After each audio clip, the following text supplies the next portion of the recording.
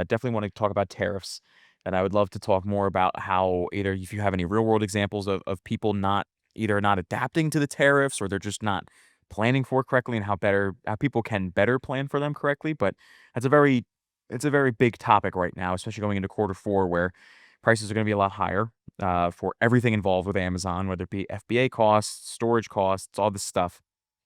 And so what have we been seeing since I can't say any names because then YouTube won't let us advertise, but what have we been seeing since let's say, January of this year and since these tariffs have been rolling out? What has been happening to e-commerce sellers, and how have you guys adapted and helped your businesses and helped your partners get through it?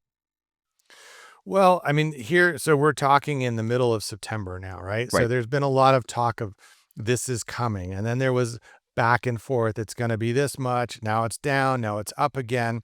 A lot of people, first half of the year, manufacturers stocked up on inventory, distributors stocked up on inventory, bought ahead before these things came into place.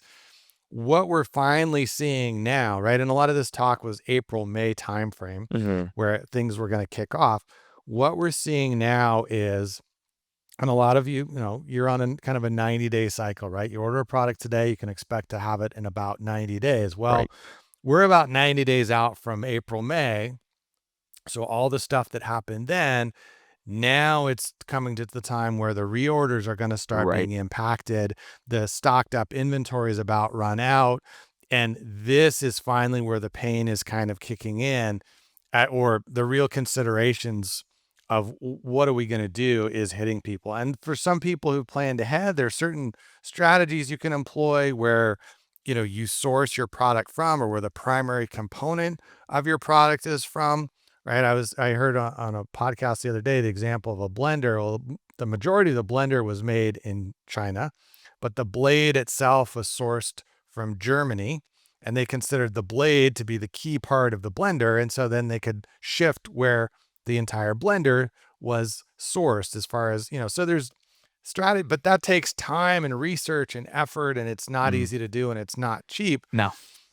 Definitely not So cheap. not everybody has gotten on board with this or has the resources to get on board with that.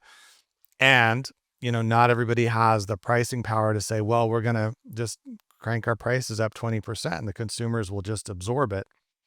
So, I think now is when we're going to start seeing the real impact of those decisions that were made earlier in the year that we're going to have to live with now. And my suspicion is there's going to be a certain amount of pain that's going to have to happen before there's maybe some adjustments or relenting on some of these, from the people who make those decisions. But if you're on the margins anyway, it's gonna be tough. I mean, there's no sort of sugarcoating that.